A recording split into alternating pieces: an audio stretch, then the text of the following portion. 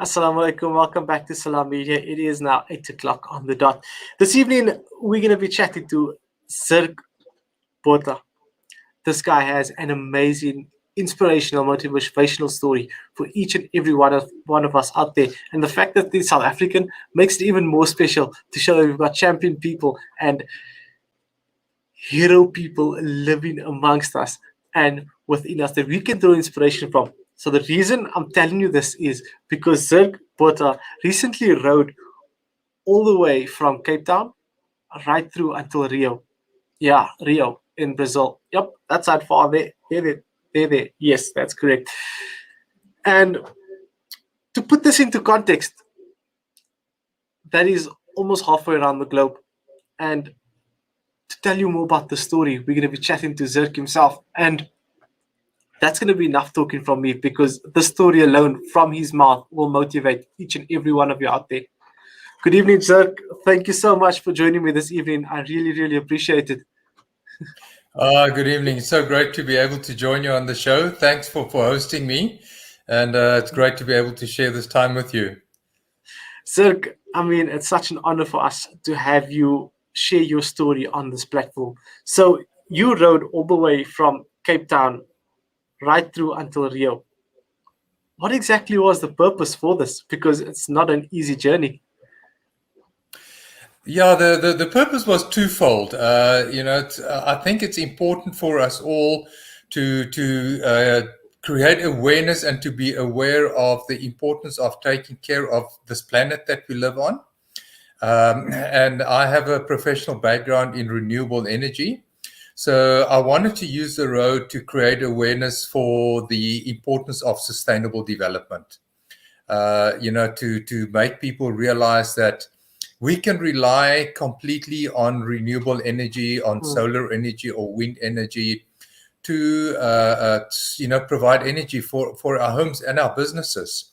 We do not need nuclear energy. We don't need coal or any fossil fuels. Those are actually very bad for the planet, not just for the planet, but also for the people on the planet. So I wanted to showcase the fact that if I could survive only on solar energy for 71 days, then there's no reason why we as at home domestically or for our businesses can't do the same. That is so true. I mean, talking about that, your journey from Cape Town to Rio, where did it begin? And you earlier told me off air that you went and you got plans from the Navy over in the UK in order to put your boat together. Tell us more about your boat and how everything started out, and take us on this journey with you.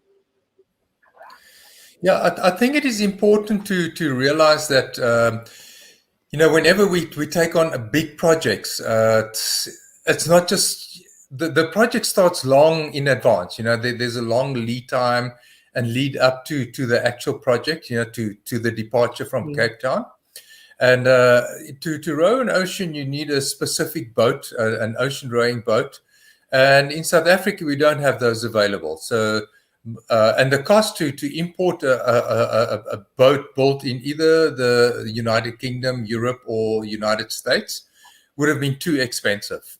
So my next best option was to get plans and with sponsors from a local material sponsors that provided me the material. I built the boat. So the lead time to my departure was 2 years. To prepare, do my training, build the boat, test the boat, fit all the equipment on the boat, satellite navigation equipment. I needed equipment to turn the seawater into drinking water, a desalinator, a tiller pilot, communications equipment. So it was quite a task. And I had to teach myself how to do all of that and do all the fittings and connections myself.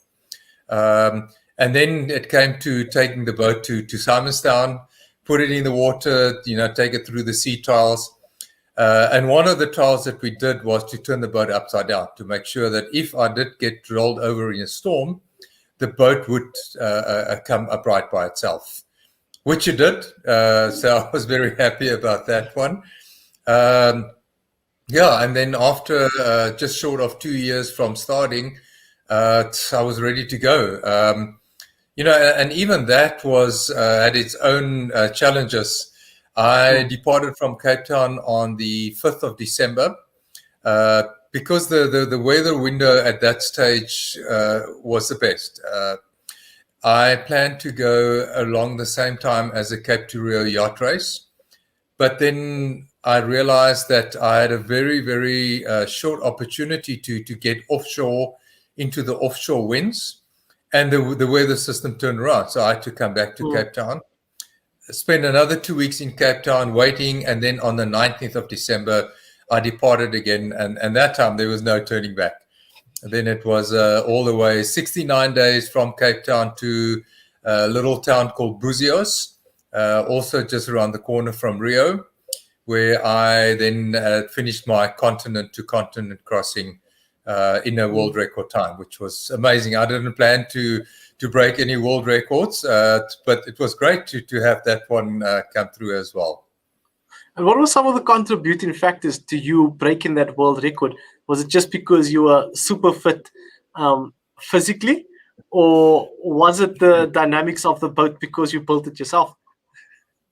It was a combination of things. I don't want to take all the credit, but I also have to admit that I did train hard and I did do a lot of preparation.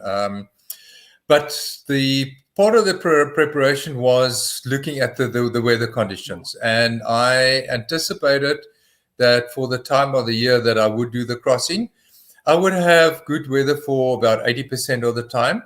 And when I say good weather, I mean stern seas, following winds that would push me along.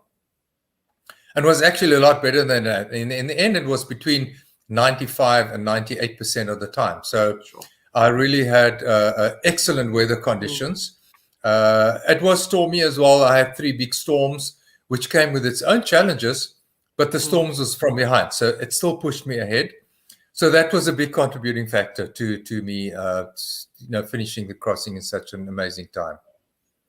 And just run us through your training regime. What were some of the exercises and activities that you done to prepare yourself for this trip? Because obviously, I can imagine that it wouldn't all just consist of cardiovascular exercises to build up your endurance. What was some of your training that you wouldn't normally expect from an athlete preparing for a race like this?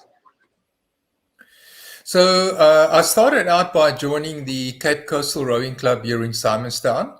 And the rowing clubs, the coach for the club is an Olympic gold medalist. So that was a great advantage. Derek, when I met with him and I briefed him, I said, look, I don't want to row fast. I need to know how to row efficiently. So that's what we focused on, so that every stroke that I rowed, I could get the maximum efficiency out of it. And then I trained with them for about 2 years. And rowing is, it's a challenge. It's not like paddling or other sports. You have two oars, one in each hand, and you row backwards. So it's quite a technically challenging evolution and process. Once you get the hang of it, it's it becomes quite easy. Well, not quite easy, but then you can do it. But then after that, I focus a lot on what I would call endurance strength training, because I rowed between 10 and 12 hours every day during the crossing. So moving a boat that weighed 600 kilograms through the water, I had to have body strength, but I also had to be able to maintain that for hour after hour. And that's, I focused on doing a lot of strength training and endurance.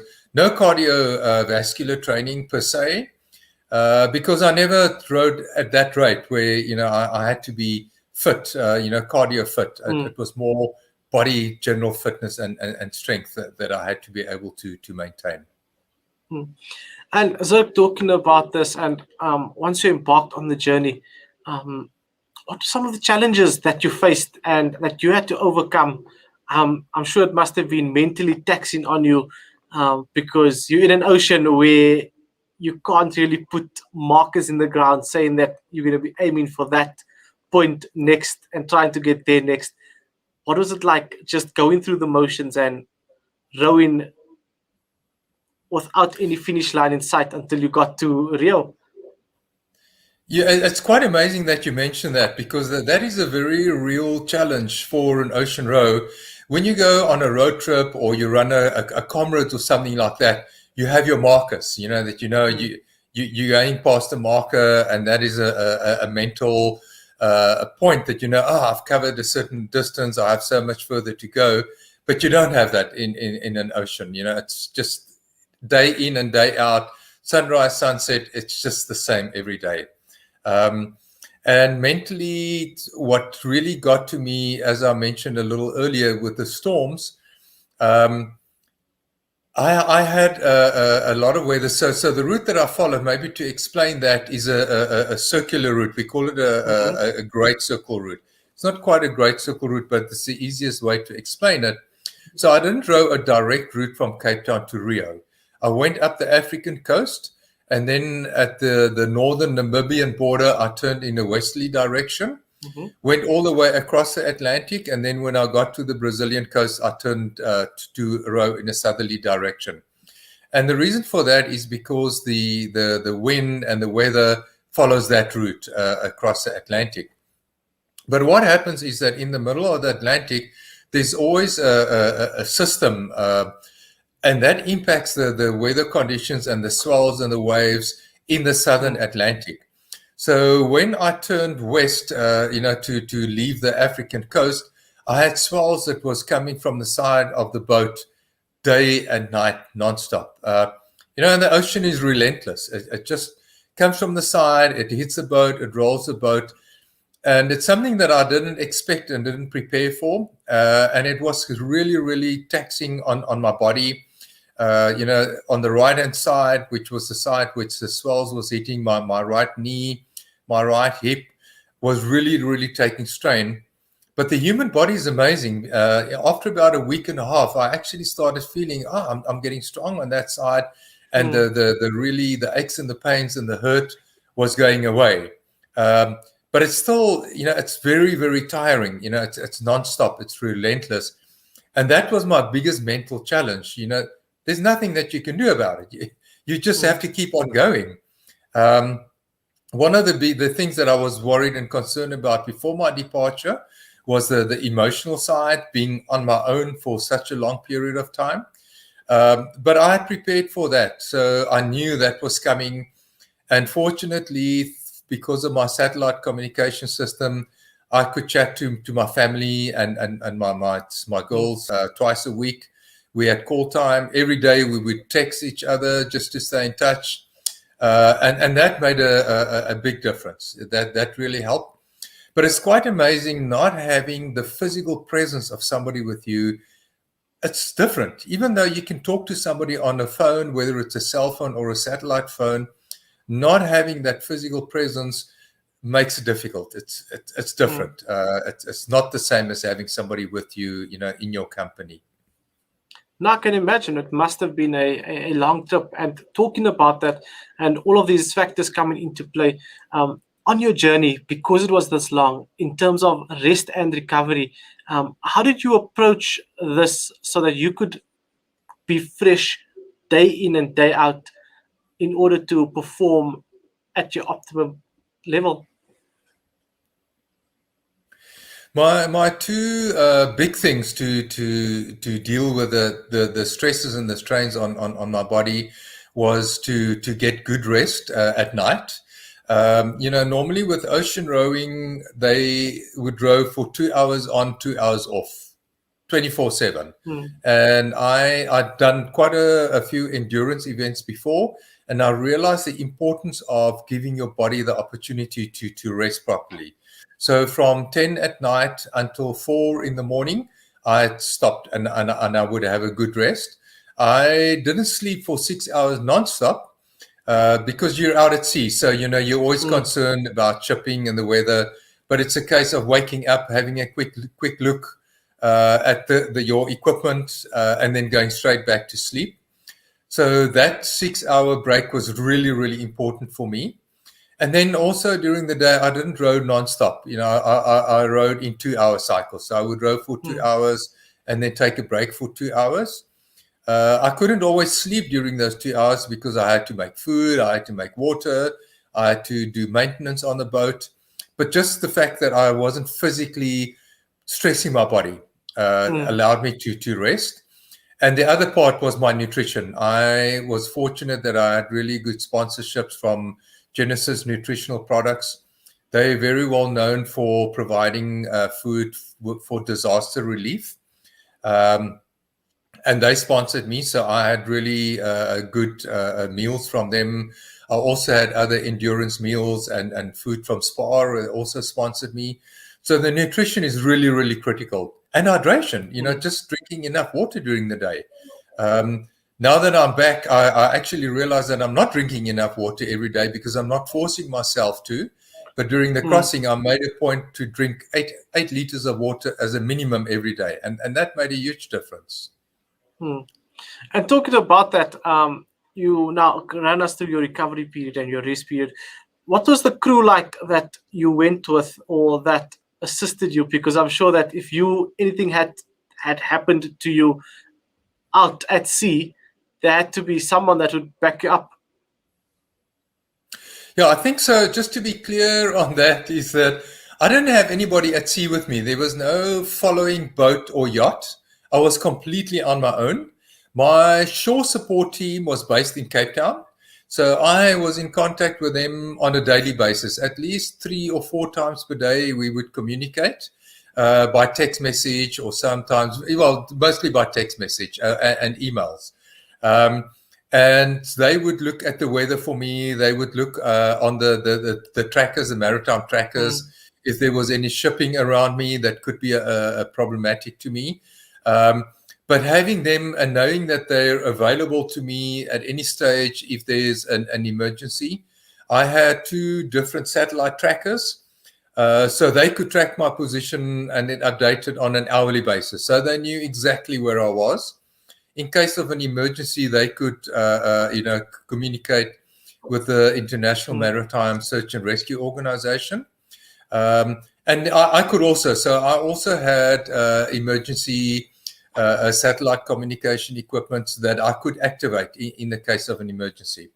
But to come back to the shore support team, it was amazing having a weather person that looked at the weather for me and updated me on the weather forecast at least once a day. And then my technical guys, I had 2 guys that are very well qualified yachtsmen that would advise me, and my rowing technical advisor that I trained with in my preparation.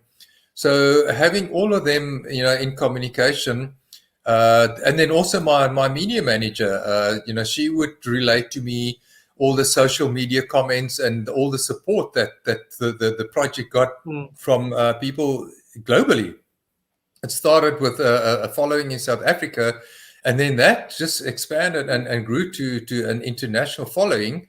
And getting that feedback and that encouragement through my short support team was really amazing. Those days when you're tired and you feel that it's a tougher challenge than you anticipated, and then getting that feedback and encouragement from everybody is really amazing.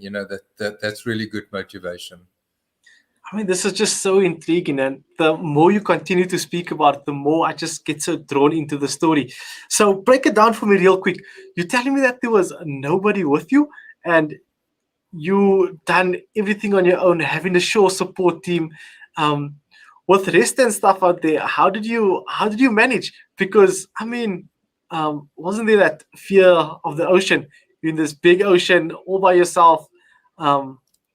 Anything could happen.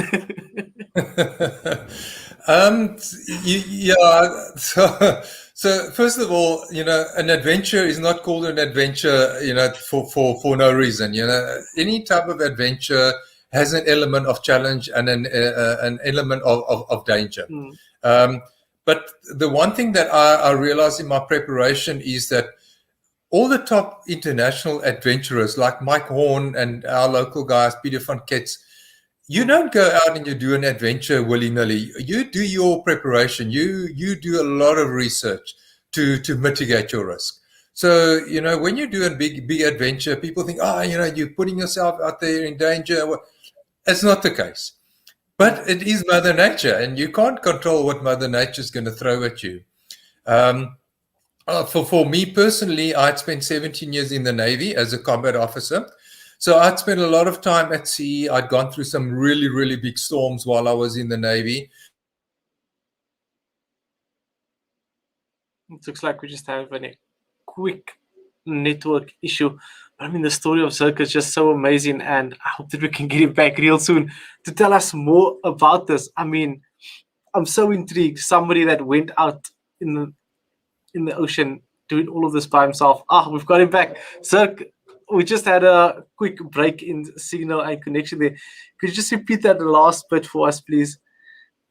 Right. So what I was saying is that, having spent 17 years in the Navy and having gone through some really big storms, that did give me an advantage. So I knew when I was out there and I had those big storms, it wasn't my first time in a big storm at sea. So I had some mental preparation and previous experience. So I think for somebody that hadn't spent a lot of time at sea, going through that would have been really, really challenging. I mean, it was tough, make no mistake about that. But having the advantage of having served at sea and having gone through storms previously definitely is an advantage in an adventure like this. And what were some of your, let's say, challenging moments being out at sea? What were some of the amazing things that you've seen out there that are memories that you'll treasure and keep with you for the rest of your life, and one day you'd want to share with your grandkids, your great-grandkids, and the next generation of children and rowers out there? So, I had expected, so there's a bit of a negative to lead into this. From other ocean rowers that I had read and watched their videos and their accounts, they had a lot of experience with aquatic sea life. And it was a big concern, and it still is a big concern for me, that our oceans are being depleted. There's not a lot of sea life in the oceans, and it's really, really concerning. But, even saying that, I had a really amazing experience where I had, on 3 different occasions, I had marlin that came past the boat. And on 2 occasions, they passed so close to the boat that if I'd reached out, I could have touched the marlin. And it's amazing because when you see photos in the newspapers or fishing magazines of the game fishermen, when they catch a marlin and they've got it on scale on the quay, it's like a silvery fish. But when the marlin is in its natural habitat, it's got an amazing, it's like a turquoisey, shimmering blue-green color. It is such an amazing animal. And, to see it in that natural habitat was a really, really amazing experience. And then the other experience that I had was that I will always remember was on my second last night before arriving at Buzios. The sea was rough, as I said earlier, most of the time, and it worked to my benefit. And then it was 9, 10 o'clock at night when I realized that the wind had completely calmed down and the sea had gone completely calm. It was like a mirror, and it was the night before full moon. So the moon was reflecting off the surface of the sea like a silver mirror, and it was dead calm and quiet. And it was so quiet that my ears were actually ringing after, all the time that I've had the noise of the wind and the sea, against the boat. I actually stopped rowing and I just sat for 20 minutes just to take it in and to experience this. And there was not a single noise. It was like dead quiet. And then after 20 minutes, I thought, I'm not here on holiday. I've got to get going and carry on rowing. And I rowed for half an hour and I was deciding, no, this is a once in a lifetime experience. So I stopped again and I sat for another 20 minutes, just sitting quietly and just, getting into like a meditative state, just taking in that experience. So it was amazing. It's so difficult to explain it. It's like they say in that movie, The Matrix. You've got to be there. You can't experience it secondhand. But I mean, it was really those were my two really special experiences during the crossing. No, man, that is so amazing, so inspiring. And then, obviously, finally arriving. What was the reception like? Did people know that you were arriving? Were people aware of your journey? What was it like when you finally reached your destination? Yeah, no, that was quite unique as well. South Africa had gone into the second lockdown, and the original plan was for my shore support team to be there on my arrival to welcome me after. Well, originally I expected 100 days, and then it went a lot quicker. And then 2 weeks from arriving there, when I sort of had a good estimation of when I would arrive, we realized that there's not going to be any shore support team to welcome me. And then I thought, my goodness, I'm going to arrive there after 10 weeks, having done this amazing adventure challenge, and there's nobody's going to be there to welcome me and to acknowledge this. We're human beings, so we have our egos. And through one of the guys in our shore support team that has a friend in Brazil, and they got hold of Murillo, and through his network, he arranged and got the word out to the local media in Rio and Brazil, and the local community, the maritime community in Cabo Frio. So when I arrived, the local outrigger canoe club arrived. They had 10 boats out. The local NSRI was out. The harbor police came out. There were pleasure craft, ski boats that came out. It was unbelievable. So when I got closer to Cabo Frio, I see all these boats and everything. I said, I wonder what all these guys are doing out there.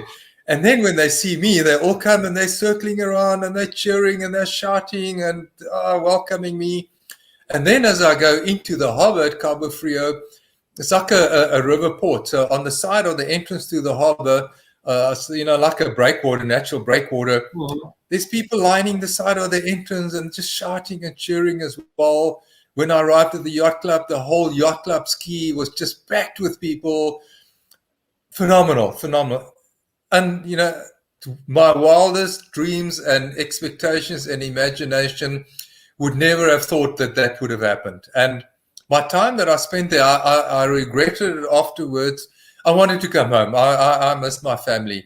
So I arranged, when I realized I'm nearly there, I arranged that I would have 5 days in Brazil and then fly back, which afterwards I thought, I should have had a little bit more time there, because everybody in the town, from the newspaper reports and TV, knew about me and my arrival.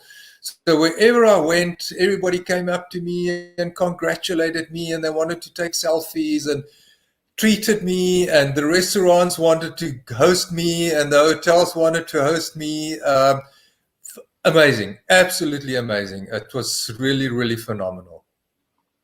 This story really needs to be documented, and I hope that we can actually keep it somewhere safe in South Africa's sporting history, because, I mean, yes, you have the Rugby World Cups that we won, and then we've got Zirk Botha's story. Really inspirational, really motivational. And I mean, after that, the trip's done and dusted. You finally get back down to reality. What was it like sleeping in a bed for the first time after all that time? It took me about 2 to 3 weeks. I would wake up every 2 hours. And then I would wake up and, I would sit up and okay, what's the weather doing? Where am I? I've got to check my position. Oh, okay, I don't have to do that anymore. I can go back to sleep. And it actually took me a while just to get out of that routine of waking up every 2 hours and sleeping a full night. So I love my bed, but I think I can do another row sometime. It was such a unique and amazing experience.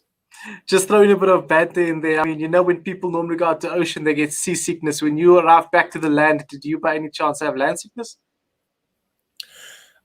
I did. It's amazing. In all my time that I was in the Navy, when people said, oh, we've been at sea for a month or whatever, and now I can't keep my balance, I said, no, man, that's hogwash. I never had that when I was in the Navy, but it depends on the size of the boat. So, having a boat that's, my rowing boat was 6.5 meters long and 1.6 meters wide. So it had a lot more motion and was impacted a lot more by the sea and the swells. So when I arrived there the first time, which is also quite an interesting story, when I stepped onto the beach at Buzios, I had a really, really tough time. On the boat, I could stand up no problem. It was when I got onto the steady beach, I had to concentrate not to my balance. No, man, Zirk, this is so inspirational and so motivational. Look, sure. I mean, what an inspirational story. So motivational. When you came back home, run us through that first moment, seeing your family again for the first time. Yeah, special, very, very special to have them at the airport, welcoming me back. And the whole experience, in some ways, it just feels surreal. It feels like, did I really do this? But it's so good to be back with the family. My kids are very special to me. I've always treasured them. And now even more, having been forced to be apart for so long, and having had their support and encouragement for such a big challenge, which was, it's draining mentally and emotionally on your family as well. So they also had to go through their challenges, but to have had this was really special. It's great to be back with the family. I can only imagine. So, listen, that's all we have time for this evening, and we're just gonna wrap it up. And look, before we wrap it up, I know that there were so many people that helped put your trip together and make it a success. Is there anybody you'd like to give your special recognition to for helping you make your trip a reality? My sponsors were great. They backed me right from the word go. When you're an established adventurer, it's easy for sponsors to back you. But, I wasn't anything like that. So for them to agree to back me, I really appreciate that. And then my shore support team, my really close that became my way. Alison and her husband Geordie, who's my rowing technical advisor. He's the guy that helped me to get my rowing sorted out. And then my two really friends, Louis Duplessis. He's been my best friend since we were 19 years old in the Navy together. And then more recently, rowed also yachtsman. The two of them also came on board to help me and back me from the shore side. It's really great. And you know what? I can't not mention all the supporters, that I had through social media, on Facebook and on Instagram. And, if I may, if anybody else wants to read a bit more about it, they can go just search for me as Zirk Botha on Facebook or Instagram. And you can read up all about the story and the blog posts and right from departure. And then you can see the backing and the support that I from everybody, it's new friends, old friends, through social media.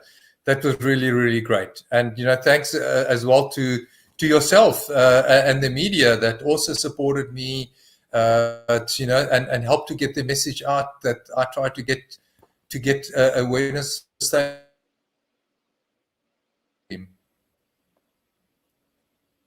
And I think that the awareness was raised and we're on the right track. Zirk, I'm not going to keep you up any further. Thank you so much for such an insightful interview. I myself didn't think it was going to take this long.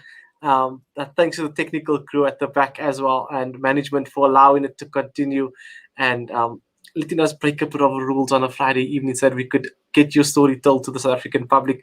So thank you so much. Have a great evening further, and I look forward to chatting to you real soon about your next adventure. I would love to. Yes, up early next. Thank you. Go well. Thanks so much. That was Zirk Botha. Zirk recently rode all the way from Cape Town right through until Rio, a journey that was getting the hashtag trending, Cape to Rio. You can read more about it on his social media platforms, and we will share it as well on the Salam Media social media platforms and on all our platforms so that everybody can hear this inspirational story. But look, we coming through to the final leg of the show this evening, one that everybody's been waiting for. We're going to be hearing next from a South African superstar, one of the favorable and one of South Africa's favorite players in the Cape Town City camp. He's also received a call-up to the Bafana squad recently. He's going to tell us a bit more about what it was like being in the Cape Town City camp this season and all the trials and tribulations they went through and they undergone with the COVID challenges and everything that was thrown their way. Tomorrow they face Mamelodi Sundowns, the league champions, in their last fixture for the season before they go for a break. So let's hear a bit from him on how their season went and his review of the 2020-2021 season right after this break.